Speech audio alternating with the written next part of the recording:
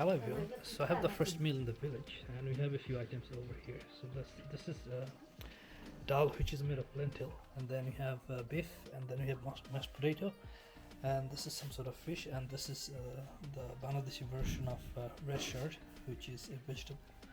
And then we have another vegetable, and then we have shrimp here, and then these are limes, which are very smelly.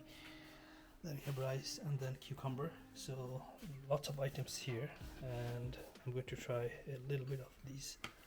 So this is the first time I'm eating here.